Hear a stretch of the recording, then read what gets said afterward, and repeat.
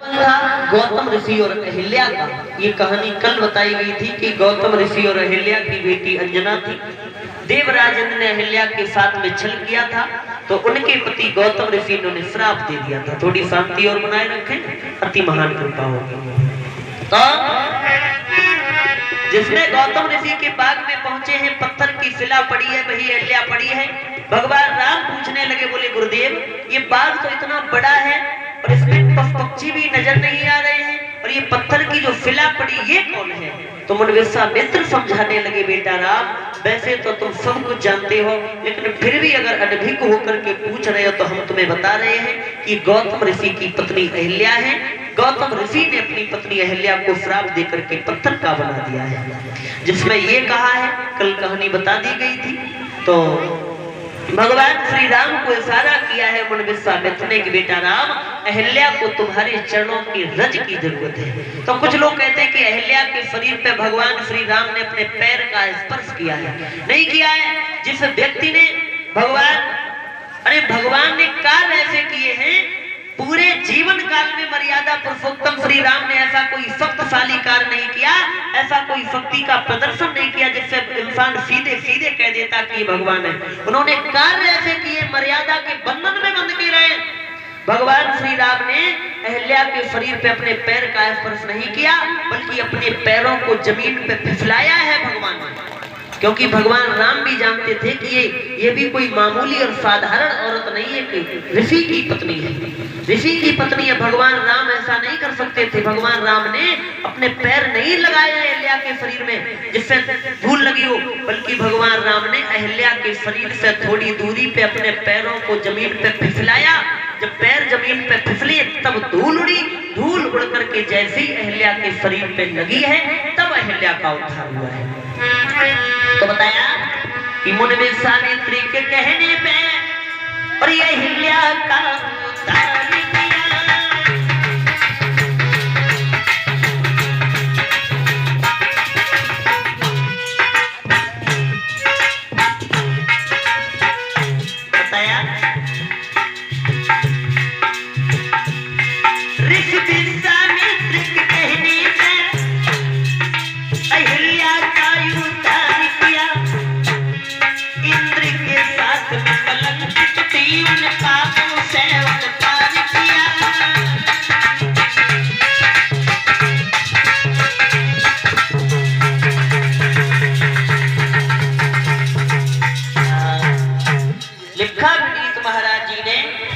विश्वामित्र के कहने पे और अहिल्या का उद्धार किया।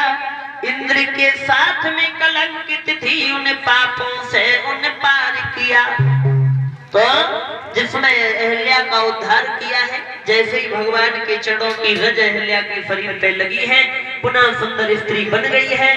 भगवान को प्रणाम किया है, भगवान ने आशीर्वाद दिया। आशीर्वाद लेकर के अहिल्या जो है भगवान के धाम के लिए चली जाती है। बोलिए सियावर रामचंद्र भगवान की। और 51 मुद्रा चौकोरी चार चौपड़ वाला जनक के बाग में कि चौकोरी चार चौपड़ वाला और बगिया के बीच सरोवर है।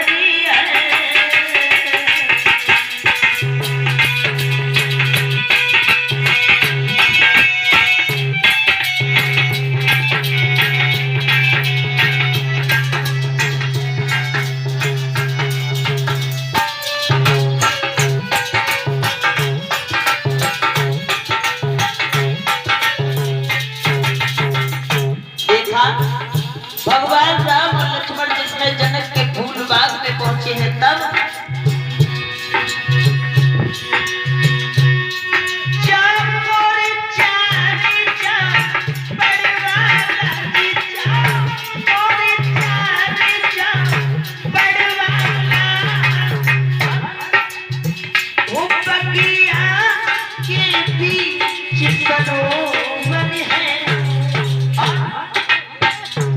बसी उसी सरोवर के बसी उसी सरोवर के समय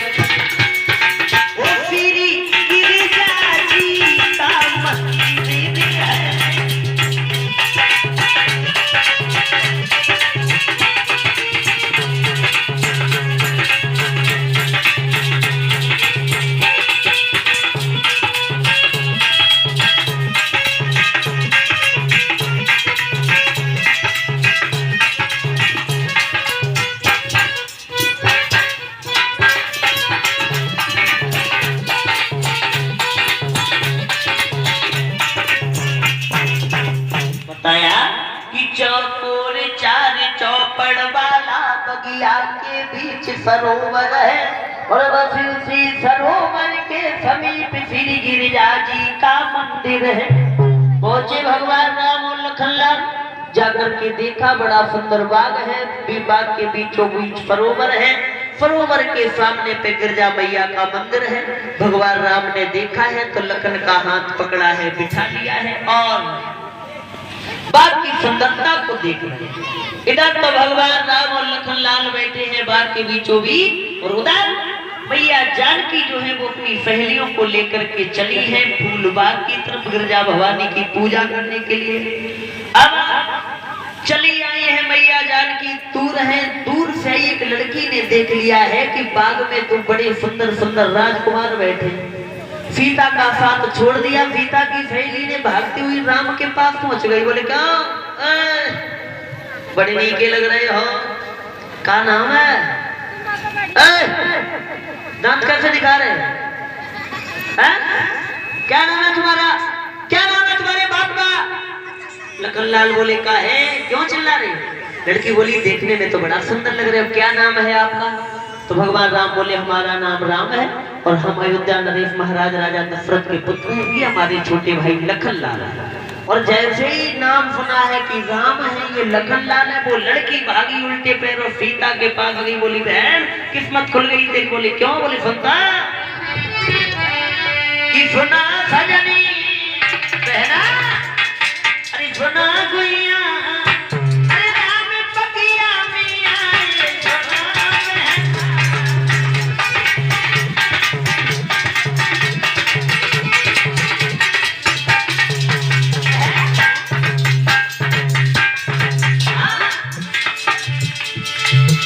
अरे पकिया में आए, फुल पकिया में आए, पकिया में आए, सुना बहना, सुना बहना, राम पकिया में आए, सुना गुइया।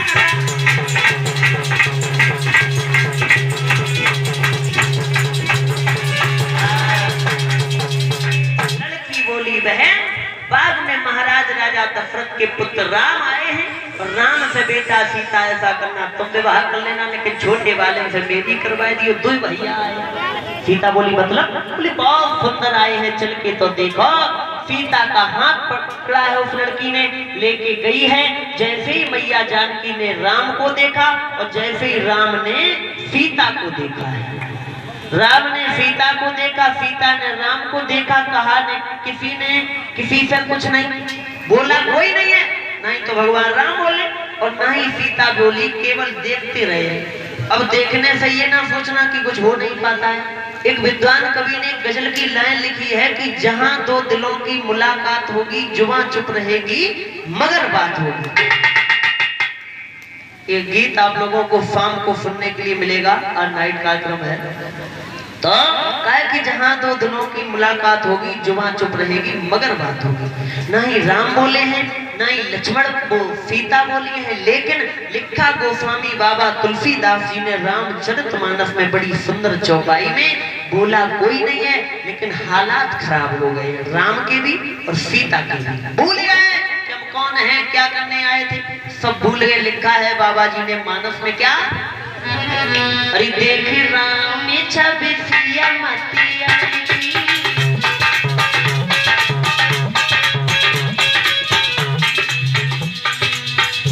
अरे देख राम छवि सिया मतिया, अरे सिया छवि देख राम मति भक्ति सिया, राम हरे हो राम, राम हरे हो राजा, राम हरे, राम हरे।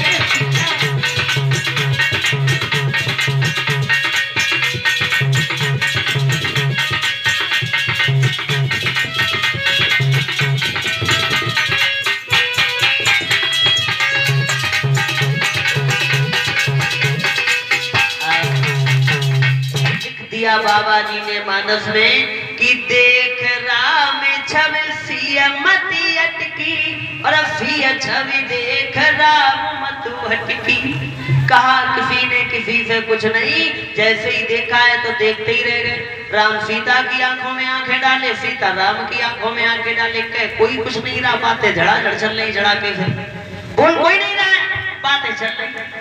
अब थोड़ी देर हो गई, सीता की सहेली खड़ी रही। उसने सोचा, फिर बोले सीता, पीछे से धीरे से आवाज लगाई, बोले सीता, ए बिटिया सीता। 2-4 बार आवाज लगाई, सीता हुए तो बोले सीता सीता सीता सीता नहीं बोले सीता। बोले हाँ हाँ बहन बताओ। बोले पूजा करने आई थी, नैन मटक्का करने आई थी। बोले क्यों? बोले पता नहीं कहाँ से परदेसी आ गए, उनसे आगे फेंकने में लगे, चलो पूजा करने। सीता का हाथ पकड़ा, लड़की लेके चल दी। सीता को पूजा करने के लिए पड़ गई, लेकिन राम बेचारे अभी टकटकी लगाए। लक्ष्मण बोले भैया भैया है, चली गई, मतलब हिलाया 2-4 बार। बोले भैया भैया भैया भैया हो तो बोले भैया। बोले हाँ हाँ बताओ। बोले बताएं। चली गई भाभी। बोले भाभी चली गई, काहे चक्कर में पड़े हो, चलो गुरुजी ने पूजा कर रहे हैं, फूल मंगाए।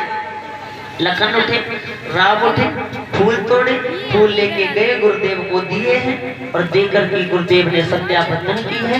रात व्यतीत हुई है, जिसमें सुबह हुआ है। सुबह जिसमें हुआ है